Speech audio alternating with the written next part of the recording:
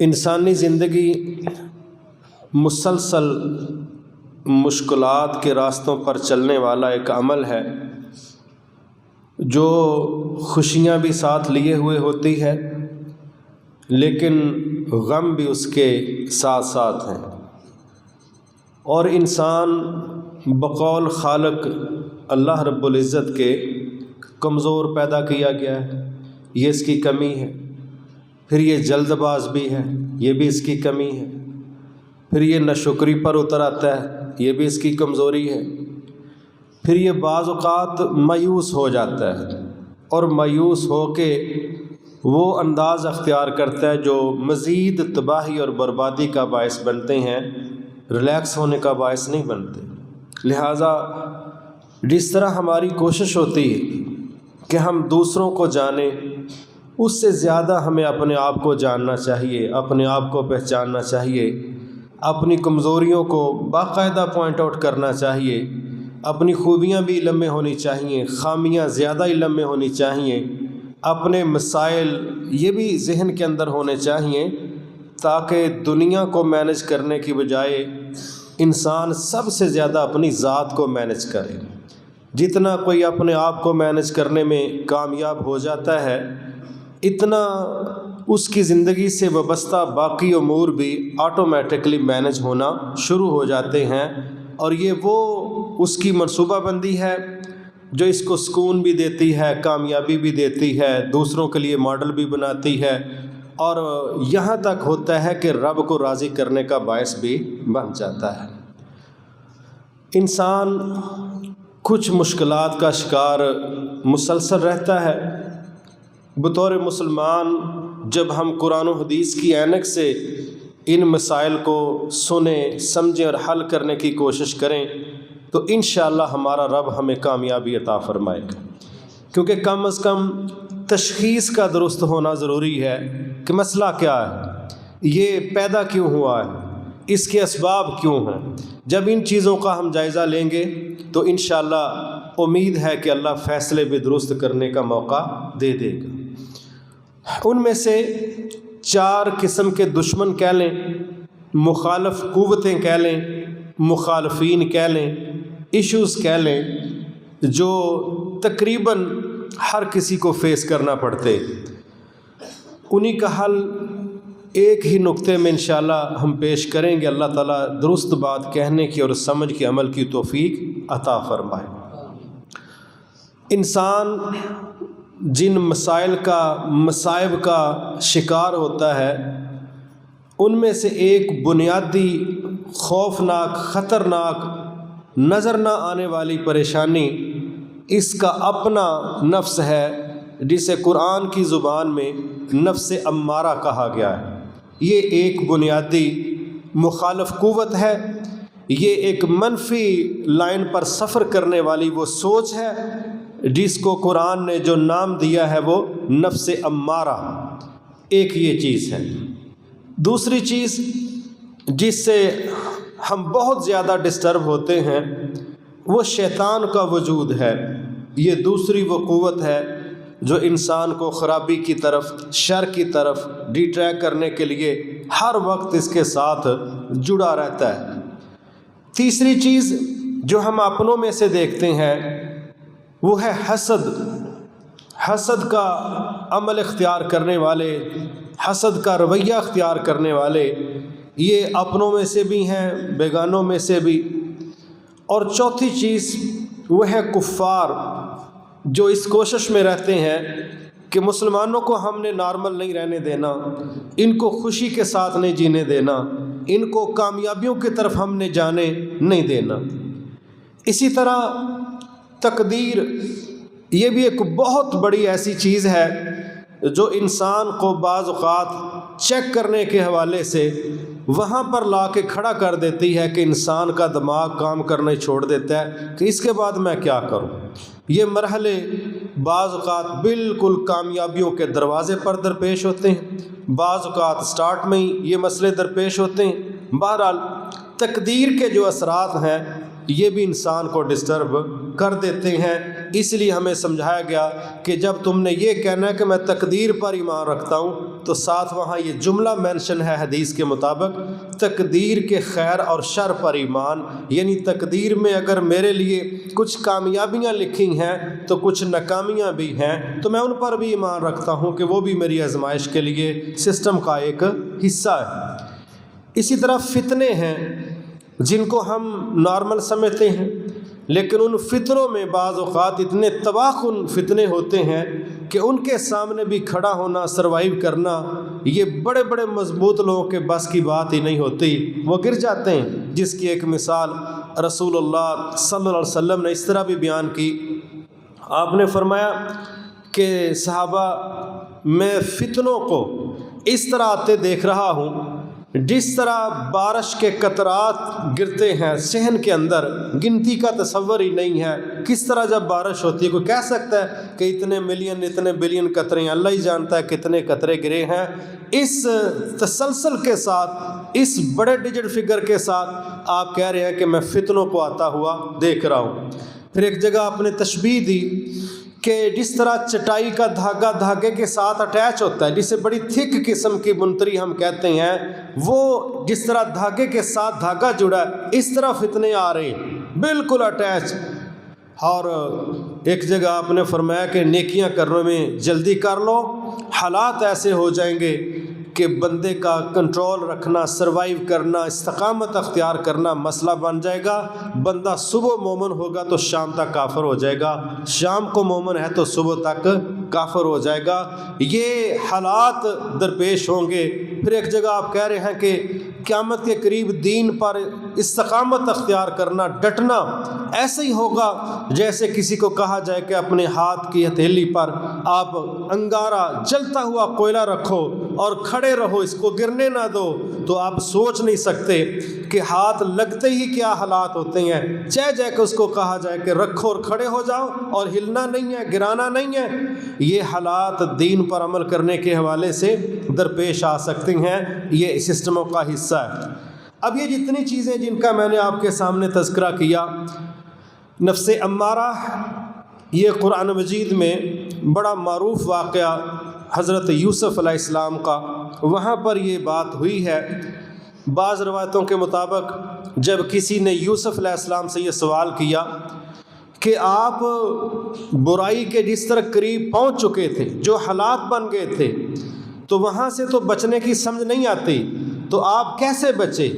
تو انہوں نے کہا وَمَا أُبَرِّئُ نَفْسِي إِنَّ النَّفْسَ لَأَمَّارَةٌ بِالسُّوءِ إِلَّا مَا رَحِمَ رَبِّي۔ لوگوں، اس میں میں اپنے آپ کو کریڈٹ نہیں دیتا، اس میں میں اپنا کوئی کمال بیان نہیں کرتا، اس میں میں اپنی کوئی تعریف اور صفت بیان نہیں کرتا، یہ سب اور سب میرے رب کا فضل ہے۔ جس پر میرا رب رحم کرتا ہے وہ بچ جاتا ہے، باقی کوئی نہیں بچتا۔ لہٰذا میں یہ کہنا چاہتا ہوں کہ نفس امارہ تو حکم ہی برائی کا دیتا ہے، اسی طرف لے کے جاتا ہے، لیکن جس پر میرا رب رحم کرے بس وہ بچتا ہے۔ تو میں اس بچت میں اپنے آپ کو کریڈٹ نہیں دیتا، یہ کریڈٹ میرے رب کو جاتا ہے، وہی جس کو بچائے تو وہی بچتا ہے۔ باقی انسانی نفس امارہ یہ تو بندے کو ترغیب ہی برائی کی دیتا ہے۔ ایک یہ چیز ہے۔ دوسری چیز جو میں نے بیان کی وہ شیطان کا وجود ہے۔ رسول اللہ صلی اللہ علیہ وسلم نے فرمایا ہر بندے کے ساتھ شیطان ہے، ہر بندے کے ساتھ شیطان ہے، اور وہ ہر وقت اس کو برائی کی ترغیب دے رہا ہے، وہ اپنے راستے پر چلانے کی کوشش کر رہا ہے۔ ہر وقت وہ جدا نہیں ہوتا، لیکن جدا کرنے کے لیے جو درکار ہے وہ میں انشاءاللہ یہاں بیان کرنا چاہتا ہوں، لیکن اس کی کنڈیشن کیا ہے؟ اس کا ایک جرنل آئیڈیا یا اس کا تعارف یہ کروایا گیا کہ نبی صلی اللہ علیہ وسلم نے فرمایا کہ شیطان ہر وقت اس کوشش میں ہے کہ انسانی دل پر اپنی تھوتنی رکھے، اپنا منہ رکھے، اور وسوسے، بد خیالات، بدگمانیاں وہ اس کے دل میں مسلسل داخل کرتا رہتا ہے۔ ہاں، جب بندہ اللہ کا ذکر کرتا ہے تو وہ ڈسکنیکٹ ہو جاتا ہے، وہ اپنا منہ وہاں سے ہٹا لیتا ہے، وہ وصف سے داخل کرنے کا جو پروسیس ہے اس کو روک دیتا ہے۔ لیکن وہ کب رکتا ہے؟ جب تم اللہ کا ذکر کرتے ہو، اور جب اللہ کا ذکر نہیں کرتے، یہ جو وقت اس کو ملتا ہے، اس وقت میں شیطان 24 آور یہ سروسز دے رہا ہے کہ اس بندے کے دل کے اندر میں نے برے وصف سے گندے خیالات، گندی منصوبہ بندیاں، گندی سوچیں، یہ مسلسل وہ انجیکٹ کرتا رہتا ہے، حتیٰ کہ بندہ اللہ کا ذکر کرتا ہے اس سے جان چھوٹتی ہے، ورنہ وہ کسی لمحے بھی اپنی شرارتوں سے باز آنے والا نہیں ہے۔ پھر ہم دیکھتے ہیں کہ اس کو اللہ تعالیٰ نے ہماری آزمائش کے لیے ایک اور اتھارٹی دی ہے۔ آپ نے فرمایا جس طرح باڈی میں خون سرکولیٹ ہوتا ہے، بندے کے ایک ایک بال کی جڑ میں چلا جاتا ہے، لوں میں چلا جاتا ہے، جسم کا کوئی حصہ ایسا نہیں ہے جہاں خون کا چلنا پھرنا ممکن نہیں، جہاں رکتا ہے وہاں جسم ڈیڈ ہو جاتا ہے۔ فرمایا جس طرح خون جسم کے ہر حصے میں چلتا ہے، پہنچتا ہے، اسی طرح شیطان بھی انسان کے اندر سرکولیٹ خون کی طرح کرتا ہے۔ یہ اس کا اوور قسم کا جو انفلوئنس ہے، اس کا جو اثرات ہیں، اس کی جو مداخلت ہے، یہ بڑی خوفناک ہے۔ وہ دماغ میں آئے گا تو برے خیالات پیدا کرے گا۔ ایک جگہ سے تو یہاں تک پتہ چلتا ہے کہ یہ بعض اوقات انسانی دماغ پر کنٹرول کر کے تو اس سے فضول حرکتیں کروا دینا، جس کی ایک مثال ہے کہ رسول اللہ صلی اللہ علیہ وسلم نے 2 بندوں کو دیکھا، وہ آپس میں جھگڑ رہے تھے۔ اب جھگڑے میں کوئی اخلاق تو نہیں پیش ہونا نا، بدتمیزی ہونی ہے، سخت الفاظ استعمال ہونے ہیں، اور یہ چیز اس کو کہاں تک پہنچا سکتی ہے؟ بڑے حادثے تک پہنچا سکتی ہے۔ تو آپ نے فرمایا مجھے ایسا کلمہ آتا ہے، اگر یہ اس کلمے کو، اس جملے کو دہرائیں، پڑھیں، استعمال کریں تو مجھے امید ہے ان کا غصہ ٹھنڈا ہو جائے گا۔ تو آپ نے پھر وہ کلمہ کیا بتایا؟ اعوذ باللہ من الشیطان الرجیم۔ اب بندے لڑ رہے ہیں، لیکن کلمہ آپ کیا بتا رہے ہیں کہ ان کو چاہیے کہ جب غصہ آئے تو یہ کہیں کہ اے ہمارے رب، ہم اس شیطان کے شر سے تیری پناہ کا سوال کرتے ہیں، تو نے اس خبیث کے شر سے بچانا ہے تو ہماری جان چھوٹنی ہے، ہمارا غصہ کنٹرول ہونا ہے، اگر تیری پناہ نہ ملی تو شیطان تو پھر اپنا کام کر ہی رہا ہے۔ یعنی بندے کی مینٹل چینجنگ جو ہے، جس میں وہ غصے کے اندر ابالے کھا رہا ہے، اور رسول اللہ صلی اللہ علیہ وسلم کیا کہہ رہے ہیں؟ اعوذ باللہ من الشیطان الرجیم۔ یہ جملہ انسانوں کے غصے کو ٹھنڈا کرنے کا باعث بنتا ہے۔ کیوں؟ کہ غصہ شیطان کی طرف سے، شیطان کی وجہ سے، اس کے غلط اثرات کی وجہ سے بندے کی طبیعت میں غصہ آتا ہے۔ لہٰذا یہ شیطان کا بہت زیادہ بندے کے ساتھ جڑ کے رہنا، 24 گھنٹے مس گائیڈ کرنا، اور پھر اپنے بڑے شیطان کو جا کے رپورٹیں دینا، آج میں نے لڑائی کروائی، آج جھگڑا کروایا، آج بندے مروا دیا، آج گھر تڑوا دیا۔ یہ ساری رپورٹس وہ ڈیلی بیسس پر جا کے اپنے چیف کو دیتا ہے، اور یہ سلسلہ اس کا جاری ہے، رکنے والا نہیں ہے۔ اسی طرح ہمارے اپنے قریب رہنے والے، بڑی محبتیں کرنے والے، ہم نوالا، ہم پیالہ، وہ کھانے پینے میں بھی اکٹھے ہو سکتے ہیں، لیکن اندر کھاتے حسد اس کی جان بھی نہیں چھوڑتے۔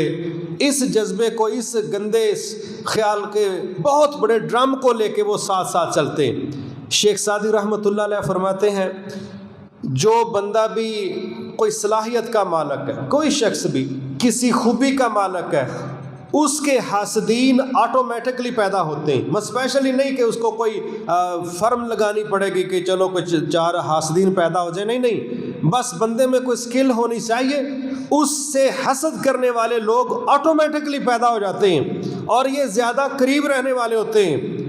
یہ طبقہ کیا کرتا ہے؟ بریک نہیں لگاتا۔ کئی لوگ ہوتے ہیں نا، وہ بے بس ہوتے ہیں، کمزور ہوتے ہیں، پھر ان کی زبان چلتی رہتی ہے، وہ حسد کا اظہار اپنی زبان سے کرتے رہتے ہیں۔ اور کئی پھر وسائل والے، قوت والے ہوتے ہیں، وہ پھر اپنے حسد کا اظہار کسی بڑے رد عمل کو دے کے کر دیتے ہیں، کوئی بڑا ریاکشن دیتے ہیں، وہ اس سے باز نہیں آتے۔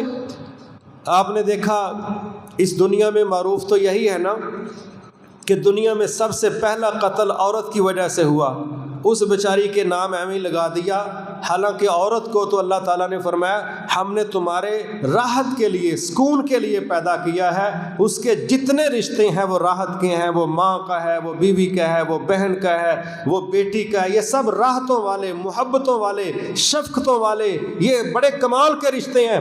ایسے ہی تو نہیں رسول اللہ صلی اللہ علیہ وسلم نے فرما دیا تھا کہ ساری دنیا متاع ہے، ایک سامان کا ڈھیر ہے، یہ 200 ملک اور ان میں پتہ نہیں کیا کچھ موجود ہے، یہ سارا کچھ ایک سائیڈ پر ڈھیر لگا ہو اور اس کے مقابلے میں صرف نیک عورت ہو، تو رسول اللہ صلی اللہ علیہ وسلم کہہ رہے ہیں یہ سارے ملکوں کی متاع اور سامان اور مٹیریل اور نعمتیں اور سہولتیں سب کچھ ایک طرف ہے، اس سب سے قیمتی ایک 5-6 فٹ کی وہ عورت ہے جو کردار کی، اخلاق کی، نیک اور صالح ہے۔ تمہیں کوئی 200 ملک جھولی میں ڈالے لیکن مقابلے میں کوئی نیک صالح عورت مل رہی ہے، یہ 200 ملک ٹھکرائے جا سکتے ہیں، نیک عورت نہیں ٹھکرائی جا سکتی۔ یہ ویلیو رسول اللہ صلی اللہ علیہ وسلم دے رہے ہیں، یہ مقام کہ وہ راحت کا باعث اللہ تعالیٰ دے رہے ہیں، تو اس بیچاری نے کہاں بندے مروانے تھے؟ بندہ تو مارا گیا اور مارنے کی کوشش کی گئی حسد کی وجہ سے، نیگیٹو سوچ کی وجہ سے، کہ جب اللہ تعالیٰ کا یہ فیصلہ آ گیا کہ اللہ نے چھوٹے بھائی کی قربانی کو قبول کر لیا اور بڑے کی قربانی کو قبول نہیں کیا، تو بڑے نے جب دیکھا کہ رب بھی میرے ساتھ نہیں ہے، پھر اس نے یہ کوشش کی کہ بہرحال اگر مجھے نہیں ملتا تو پھر اس کو بھی نہ ملے۔ اس بنیاد پر اس نے اپنے سگے بھائی کا قتل کر دیا اور پھر بات وہاں تک پہنچی، اب قیامت تک جتنے قتل ہوں گے جناب کے کھاتے میں وہ سیریل چلتی جائے گی۔ تو قتل عورت کی وجہ سے نہیں ہوا، قتل حسد کی وجہ سے ہوا ہے۔ گویا حسد کے یہ مختلف سٹیپس ہیں۔ بعض حاسدین صرف زبان کے ساتھ رد عمل دیتے ہیں، ان کا کام ہر وقت چغل خوری کرنا، ہر وقت ان کا کوئی نہ کوئی جاسوسی کرنا، کوئی ویک پوائنٹ نکالنا، ہائی لائٹ کرنا، یہ ان کا انداز ہوتا ہے۔ اور جن کے پاس کوئی صلاحیت یا قوت ہوتی ہے وہ پھر اپنے حسد کو اگلی سٹیج پر لے جا کے یہ کام تک کر دیتے ہیں کہ ان کے لیے کسی کا قتل کرنا بھی کوئی مسئلہ نہیں ہے۔ اسی لیے سورۃ فلق اور والناس میں باقاعدہ ہمیں یہ سوچ دی گئی کہ تم اللہ کی پناہ طلب کرو اس بات سے کہ جو حسد کرنے والے ہیں ان کا حسد تم تک پہنچے، اس سے تم اللہ کی پناہ طلب کرو۔ گویا یہ حسد اپنے کرتے ہیں، قریب رہنے والے کرتے ہیں، اور انتہا کی جہالت اور بے وقوفی ہوتی ہے کہ کوئی بندہ اللہ کی تقسیم پر اعتراض کر کے حسد کرے۔ یہ جہالت کی بڑی گندی حرکت اور عمل اور شکل ہے۔ مسلمان کو اللہ کی تقسیم پر راضی رہنا چاہیے، انشاءاللہ اس سے بندہ حسد سے بھی بچتا ہے اور معاشرے کو ڈسٹرب کرنے سے بھی بچتا ہے، کیونکہ بعض جگہ اگر حسد کا رد عمل دیا جائے تو پھر جس سے حسد کیا جا رہا ہے اگر اس کا رد عمل آ جائے تو پھر بعض لوگ سنبھال نہیں سکتے۔ اس لیے معاشرے کو فساد سے بچانے کے لیے بہترین حل ہے کہ حسد کا راستہ اختیار نہیں کرنا، اور جو حسد کا راستہ اختیار کرتے ہیں وہ معاشرے کو ڈسٹرب کرنے کی کوشش کرتے ہیں۔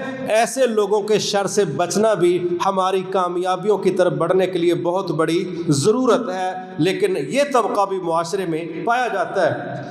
کفار کا جو میں نے بات آپ کے سامنے رکھی وہ بھی مسلسل اس چکر میں اللہ نے قرآن مجید میں ایک جگہ فرمایا کہ کفار آپ کے ساتھ کیوں لڑتے ہیں، کیا مسئلہ ان کا؟ آپ کا ایک ہی قصور ہے، آپ ایک اللہ پر ایمان رکھتے ہیں۔ اگر آپ عیسیٰ علیہ السلام کو اللہ کا بیٹا قبول کریں کوئی لڑائی نہیں، آپ عزیر علیہ السلام کو اللہ کا بیٹا قبول کریں کوئی لڑائی نہیں، آپ درجنوں سینکڑوں لاکھوں جو بت بنے ہیں ان کو رب تسلیم کر لو تو کوئی لڑائی نہیں۔ اللہ فرماتے ہیں تمہارے ساتھ جو ان کی لڑائی ہے اس کی بنیادی وجہ یہ ہے کہ تم ایک اللہ کے پجاری ہو، تم اس کی ذات میں، اس کی صفات میں، اس کی عبادات میں کسی دوسرے کو شریک کرنے کے لیے تیار نہیں ہو۔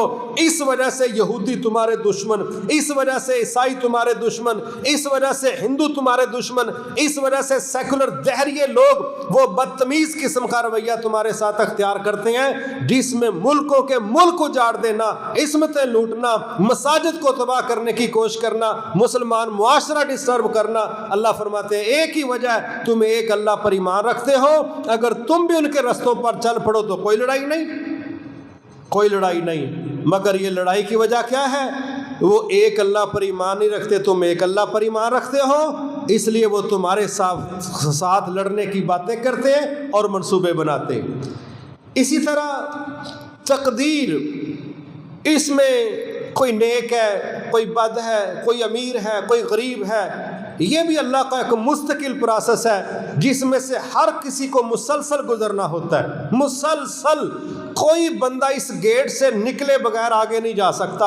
یہ جو اللہ تعالیٰ نے ایک جگہ فرمایا وَلَنَبْلُوَنَّكُمْ بِشَيْءٍ مِّنَ الْخَوْفِ وَالْجُوعِ وَنَقْصٍ مِّنَ الْأَمْوَالِ وَالْأَنفُسِ وَالثَّمَرَاتِ وَبَشِّرِ الصَّابِرِينَ۔ کہا یقیناً، بالکل، اس کو کہا جاتا ہے نا کہ لام بھی تاکید کے لیے ہے، نون بھی تاکید کے لیے ہے، کہ یقیناً ہم نے تمہارا چیک کرنا ہی کرنا ہے، تمہاری جانوں کے نقصان سے، مالوں کے نقصان سے، خوف کی وجہ سے، بھوک کی وجہ سے، پیاس کی وجہ سے ہم نے تمہیں آزمانا ہی آزمانا ہے۔ یہ تقدیر کا گیٹ ہے، اس سے ہر کسی کو گزرنا ہے، اور گزرتے وقت اس کے رویے کیا ہیں؟ وہ ڈگمگاتا ہے یا کھڑا رہتا ہے؟ وہ منفی بات کرتا ہے یا اللہ پر اچھا توکل رکھتا ہے، اچھا گمان رکھتا ہے؟ فرمایا ہم نے آزمانا ہی آزمانا ہے۔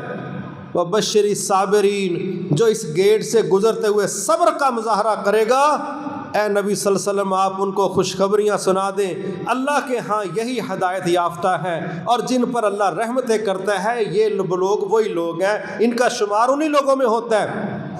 تقدیر، ہر کسی کو اس کے دروازے سے گزرنا ہے۔ فتنوں کی میں نے بات کی، یہ بھی ایک مستقل مرحلے ہیں، مسلسل۔ کوئی دوسرا اسپیشل فتنہ نام بھی ہو، دجال ایک فتنہ ہے، کب آئے گا اللہ کو بہتر معلوم، مگر جو فتنہ ہمارے ساتھ جڑا ہوا ہے 24 گھنٹے اور ہم اکثر اس کا شکار ہو جاتے، وہ مال ہے۔ رسول اللہ صلی اللہ علیہ وسلم نے فرمایا ہر امت کا کوئی اسپیشل فتنہ ہے۔ کسی کو مچھلیاں پکڑنے سے منع کیا گیا تھا، کسی کو اس اونٹنی کا اس کو کنویں پر پانی پینے سے روکنے سے منع کیا گیا تھا، کسی کے لیے کوئی ایشو، کسی کے لیے کوئی۔ آپ نے فرمایا میری امت کا جو فتنہ ہے، جو اسپیشل، جس میں یہ ہر وقت انوالو ہونے کا رسک ہے، وہ مال ہے، وہ مال ہے۔ اللہ اکبر۔ ہم میں سے کتنے کے لوگ ہیں جو اس فتنے سے محفوظ ہیں؟ کتنے کے لوگ؟ میں اپنے آپ کو چیک کروں، آپ اپنے آپ کو چیک کریں، کیا دینی طبقہ، کیا دنیا داروں کا طبقہ، کیا پڑھے لکھے، کیا ان پڑھ، کیا ارب پتی، کیا ککھ پتی، جو کسی کے پاس سٹیٹس ہے، کتنی بڑی تعداد ہے جن کے پاس بہت کچھ ہے، ان کی ہرس ہوس اتنی ہی زیادہ ہے۔ جن کے پاس کم ہے وہ بھی کرپشن کا راستہ اختیار کر کے راتوں رات کروڑ پتی بننا چاہتے ہیں۔ صبر، شکر، تصور کم ہے، سوچ زیادہ، آگے بڑھنے کے حوالے سے اس فتنے کا شکار۔ مال کے علاوہ اولاد فتنہ، بیویاں فتنہ، معاشرے میں مشکلات والی قوتیں فتنہ۔ فتنے سے مراد آزمائش ہے، آزمائش، چیک کیے جانے والے مقامات، چیک کروائے جانے والے رشتے۔ آج ہماری بہت بڑی تعداد اولاد کی محبت میں، بیویوں کی محبت میں، اگلے فتنے میں مبتلا ہوتی۔ کتنے کرپشن کے راستے خاوند کو صرف اس لیے کھولنے پڑتے ہیں کہ بیوی کی ڈیمانڈ پوری کرنی، اولاد کو خوش رکھنا، ان کو اعلیٰ لیونگ سٹینڈرڈ دینا ہے، ان کو بہت کمال کے تعلیمی اداروں میں پڑھانا ہے، ان کو گاڑیاں بڑی کمال کی لے کے دینی ہے، معاشرے میں ان کا کوئی سٹیٹس بنا کے رکھنا ہے، ان کو ویکلی باہر ٹور لگوا کے لے کے آنا ہے۔ ہم ان کو معاشرے میں کسی سے کم تر ہوتا دیکھ نہیں سکتے۔ میں باپ ہوں، میں چاہتا ہوں ان کا سر اونچا ہو، فلاں ہو، کرے سر اونچا، ہڈی والی جتی پوا کے نہ کرواوے ہو۔ آپ مصنوعی طریقے سے اس کا سر اونچا نہ کریں، حرام ذرائع اختیار کر کے اس کا سر اونچا نہ کریں، ورنہ یہ منہ کے بل گریں گے اور مجمع کے اندر گریں گے۔ یہ لوگ جو مصنوعی طریقے اختیار کرتے ہیں نا، بڑا ہونے کے لیے، اونچا ہونے کے لیے، یہ رش میں گرتے ہیں، مجموعوں میں گرتے ہیں، اور ساری دنیا جہاں ہم قد اونچا کرنا چاہتے ہیں، انسلٹ بھی ہماری وہیں پر ہوتی ہے۔ یہ راستے چننے پر بعض اوقات اولاد مجبور کرتی ہے، بیویاں مجبور کرتی ہیں، اور بعض اوقات انسان کی جھوٹی انا وہ اس کو کہتی ہے کہ بھئی تیرا شریکہ جمع ہے، تیری برادری جمع ہے، تیرے بیز فیلو جمع ہے، تیرا کوئی قد ہونا چاہیے، کوئی مقام ہونا چاہیے، وہ جھوٹے جعلی مقام جو رب نے ہمیں دیا ہی نہیں ہے، ان مقامات کے حصول کے چکروں میں جب ہم مصنوعی طریقے اختیار کرتے ہیں، اندر سے بے قرار، باہر سے آبازار، اور معاشرے کو بتا رہے ہوتے ہیں کہ ہمارا یہ سٹیٹس ہے. کوئی ایسا سٹیٹس نہیں چلتا.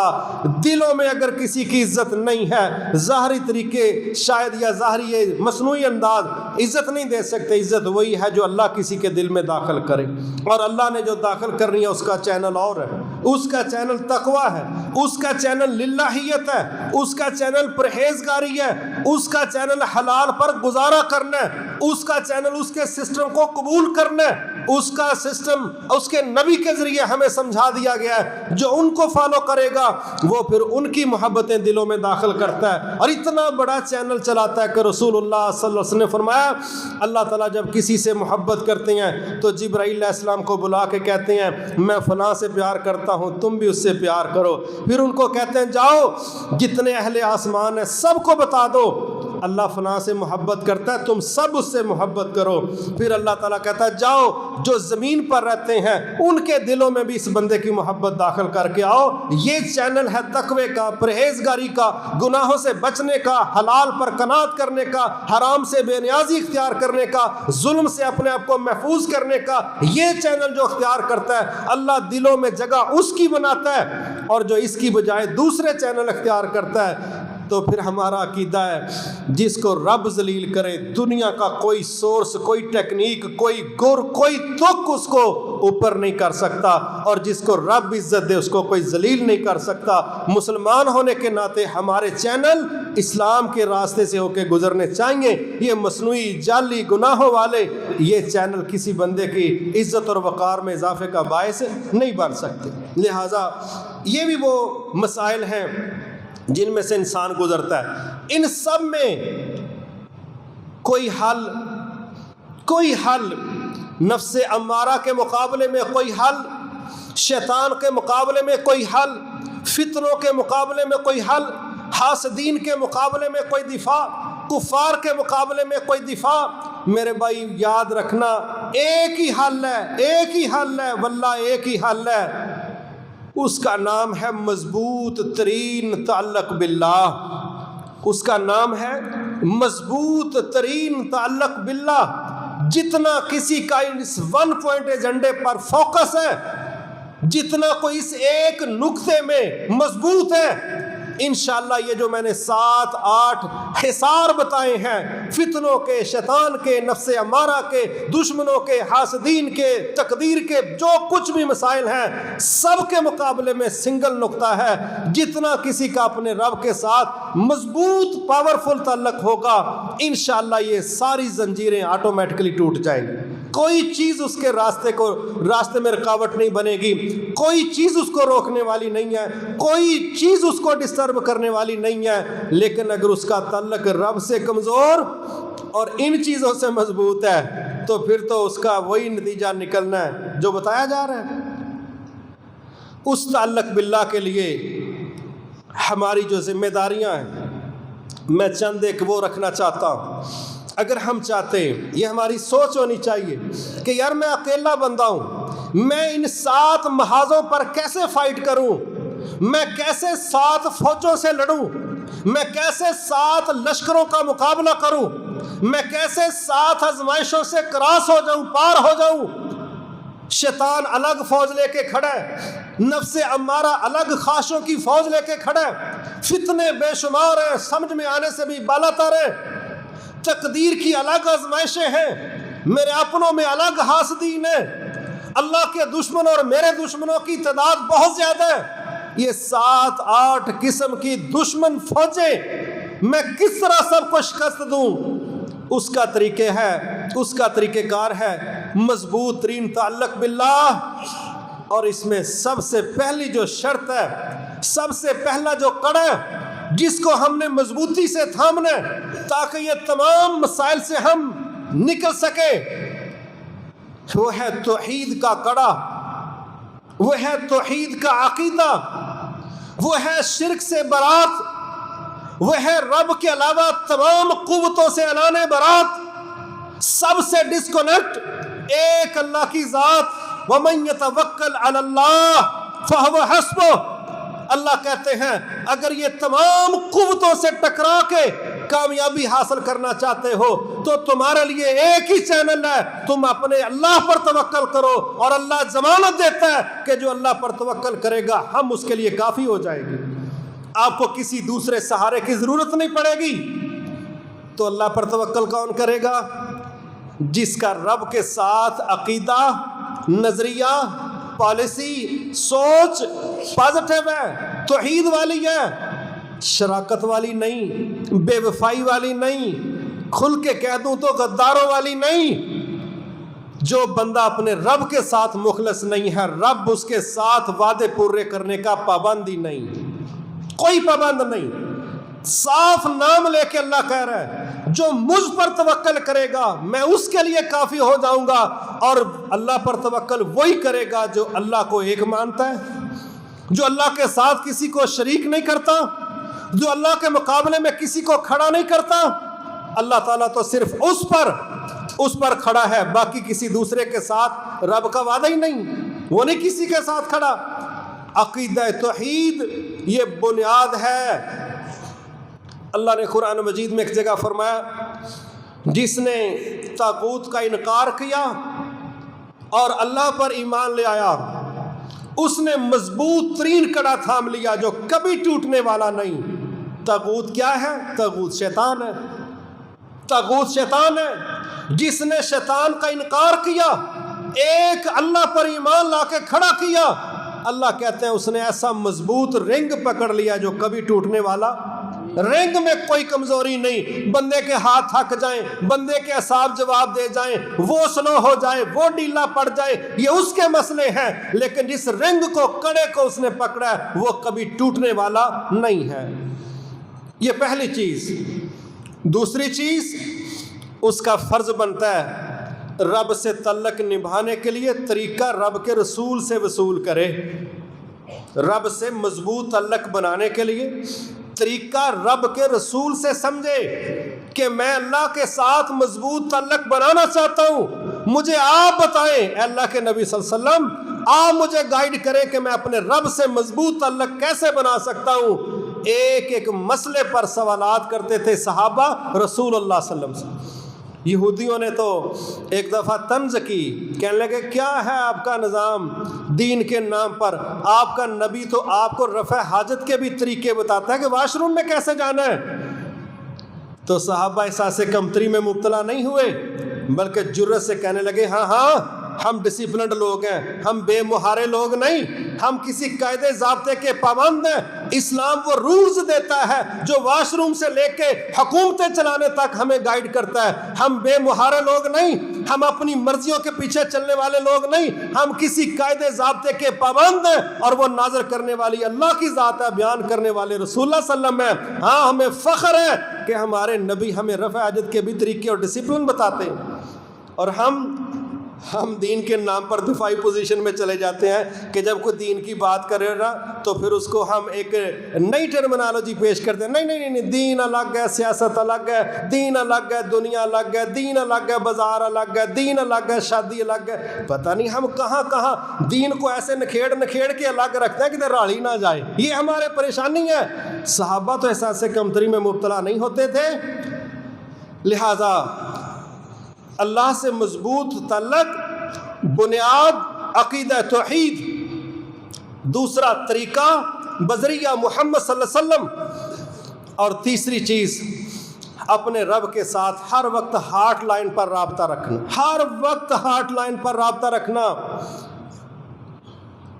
جہازوں میں ایک سسٹم ہے نیویگیشن کا، کہہ لیں پائلٹ کا کنٹرول ٹاور کے ساتھ رابطہ ہوتا ہے، اور میں نے جتنی بھی خبریں سنی، آپ بہت زیادہ سننے دیکھنے والے ہیں، جب بھی ہم نے کسی جہاز کی تباہی کی خبر سنی تو اس سے پہلے ہم نے یہ خبر سنی کہ جہاز کا رابطہ کنٹرول ٹاور سے اتنی دیر پہلے ٹوٹ چکا ہے، ڈسکنیکٹ ہو گیا، اور جو رابطہ کنٹرول ٹاور سے ٹوٹ جاتا ہے اس کے بعد جہاز اکثر نظر کوئی نہیں آتا، جو حادثے جتنے حادثے میرے علم میں آئے ہیں سب سے پہلے کنٹرول ٹاور سے رابطہ ٹوٹا اور اس کے بعد چراغوں میں روشنی نہیں رہی۔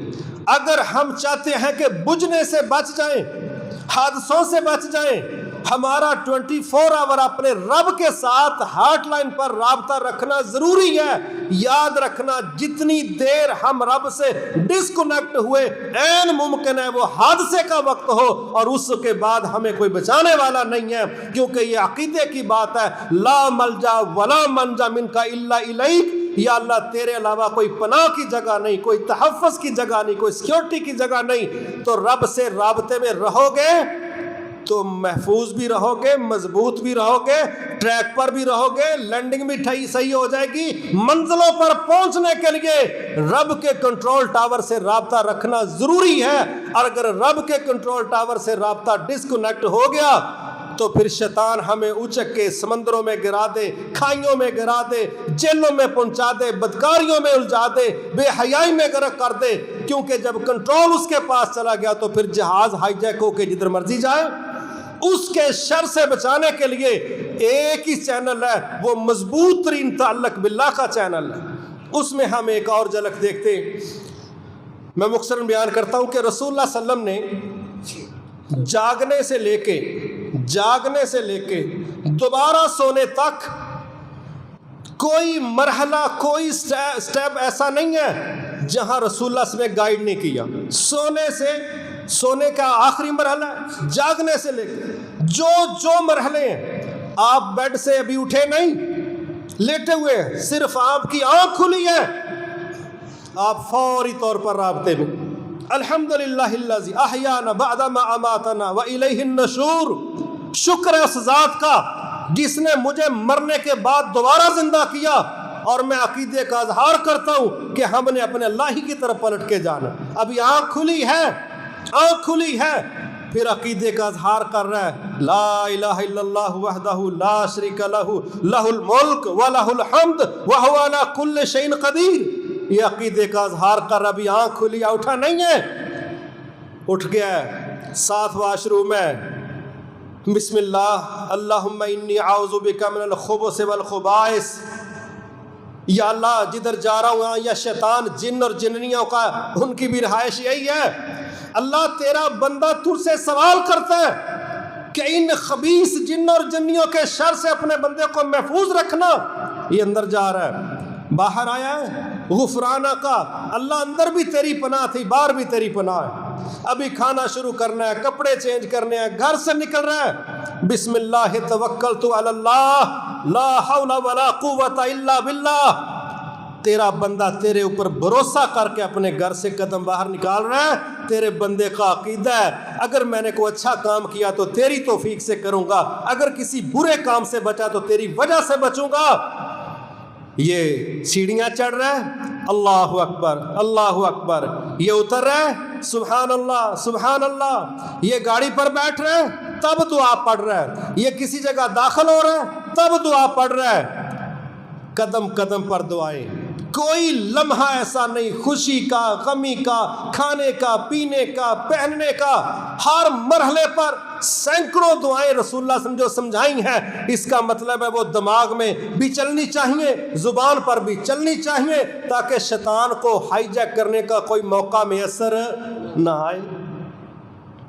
پھر ہم دیکھتے ہیں صبح و شام کے اذکار کے نام پر باقاعدہ ہمیں ٹائمنگ بتائی، باقاعدہ سورج چڑھنے سے پہلے، ادھر سورج غروب ہونے سے پہلے، یہ صبح کے اذکار ہیں، یہ شام کے اذکار ہیں، یہ ہر نماز کے بعد کے اذکار ہیں، یہ اذان سننے کے اذکار ہیں، یہ سنت موقدہ ہیں، یہ نوافل ہیں، یہ وتر ہے، مسلسل۔ جب ہم ان ساری چیزوں کا اہتمام کریں گے تو شیطان کو کہاں وقت ملے گا، نفس امارہ کو کہاں وقت ملے گا۔ حدیث میں آتا ہے نا ایک جگہ کہ شیطان بندے کے ساتھ اس کے گھر جاتا ہے، تو بندہ جب دروازے کو بند کرتا ہے، یہ حدیث میں ہے کہ جب دروازے کو بند کرتا ہے نا بسم اللہ پڑھ کے، تو وہ کیا کہتا ہے، کہتا لو جی رات گزارنے کی جگہ تو کوئی نہیں ملی، تو روٹی کا اب دیکھتے ہیں کیا بنتا ہے۔ تو اگر وہ کھانے پر بھی بسم اللہ پڑھ لیتا ہے تو وہ کہتا ہے نہ ٹکر لبا ہے تو نہ رات رہن دی تھان لبی ہے، تو پھر باہر ہی دفاع ہوئی ہے کہ یہاں کیا کرنا ہے۔ اور اگر دروازہ بند کرتے وقت اس نے بسم اللہ نہیں پڑھی تو اپنے ساتھیوں سے کہتا ہے رائش تے لب گئی ہے، کوئی ٹکر دا ویکھو۔ تو انہوں پتا ہے جتنے رائش لب کی ٹکر بھی لب جانا، ٹبر جو کٹھا ہو جاؤ ہے۔ اب وہ کھانے پر بیٹھتا ہے بغیر بسم اللہ کے، بڑی بھوک لگی ہے، لیاؤ پوری کھرلی بھر کے دے کے پٹھیاں دی، نہ بسم اللہ اس کو یاد ہے نہ کوئی الحمدللہ یاد ہے، جڑ گیا جناب۔ شیطان پھر کہتا لو جی روٹی بھی لب گئی جی تے گھر بھی لب گیا۔ گھر تیرا پکا ڈیرا ہے تے تیرا اپنے یار دا گھر ہے، کیڑا مسئلہ ہے، روز تینوں اتوں ہی لبدا ہے۔ ہمیں جب بسم اللہ نہ کھانے پر یاد رہی، نہ گھر سے نکلتے داخل ہوتے وقت جب ہم نے رب کو یاد نہیں کرنا تو پھر اس نے تو وہاں پہلے سے موجود ہونا ہی ہونا ہے۔ اگر ہم چاہتے ہیں ہم زیادہ سے زیادہ رب کے رابطے میں رہیں تو آپ دیکھیں، میں نے بڑا اس پہ غور کیا، رسول اللہ صلی اللہ علیہ وسلم فجر کی 2 سنتیں پڑھنے بڑا اہتمام کرتے ہیں، نہیں مس کر رہے۔ ظہر آ گئی ہے، ظہر میں آپ دیکھتے ہیں 4 پہلے ہیں، کبھی 4 بعد میں ہیں، کبھی 2 بعد میں ہیں۔ عصر آ گئی ہیں، کبھی 4 ہیں، کبھی 2 ہیں۔ پھر آپ مغرب کے لیے 2 کہہ رہے ہیں، پھر آپ کہہ رہے ہیں کہ بھئی عشاء کے بعد کی 2 سنتیں بھی ہیں، پھر وتر بھی ہیں 1 3 5 7 تک۔ یہ جو نوافل ہیں یہ ہمیں فرض نماز سے پہلے تیاری کا ذہن دے رہے ہیں کہ جناب آخری رکعت میں ملنے کی بجائے پہلے پہنچے، آپ رب کو انتظار نہ کروائیں، آپ کریں۔ آپ فقیر ہیں، آپ وہاں جا کے لائن میں بیٹھیں، آپ کیوں کہتے ہیں کہ رہ جانے ہیں؟ آپ پہلے پہنچے، ضرورت آپ کی ہے، رب غنی ہے، آپ فقیر ہیں، فقیر کو پہلے بیٹھنا چاہیے۔ یہ نہیں ہے کہ غنی پہنچ جائے تو مجھے بھی بتا دینا۔ اس طرح کے متکبر فقیر ٹھیک نہیں ہوتے، بہت بڑے حادثے کا شکار ہوتے ہیں۔ ہم دیکھتے ہیں کہ یہ نوافل ہیں، اور رسول اللہ صلی اللہ علیہ وسلم نے فرمایا جس بندے نے ایک دن میں صرف 12 رکعتیں نفل پڑھی، 12 رکعتیں، مسلم شریف کی حدیث ہے، اللہ اس کے لیے جنت میں ایک محل بنا دیتا ہے۔ 12 رکعتیں، یہ 2 فجر کی ہیں، ٹھیک ہے، 8 آپ ظہر کی لگا لیں، یا بعض روایتوں کے مطابق 6 لگا لیں، 2 مغرب کی ہیں، 2 عشاء کی ہیں۔ یہ 12 رکعتیں وہ ہیں جو نماز کے ساتھ ایزیلی پڑھی جا سکتی ہیں۔ فرمایا جو 12 رکعت پڑھتا ہے اللہ جنت میں اس کے لیے ایک محل بنا دیتا ہے۔ اس کے بعد ہم دیکھتے ہیں اشراق کا تصور ہے، رسول اللہ صلی اللہ علیہ وسلم نے فرمایا انسان کے 360 جوڑ ہیں، ہر جوڑ پر صدقہ واجب ہوتا ہے، سبحان اللہ کہنا، الحمدللہ کہنا، یہ سب سمجھو بل آیا بندے کی باڈی کا، یہ بل اتارنے کی کوششیں ہیں۔ سب سے شاندار طریقہ یہ ہے 2-4 نفل آپ اشراق کے پڑھ دو، سمجھو آپ نے پورے دن کا بل اتار دیا۔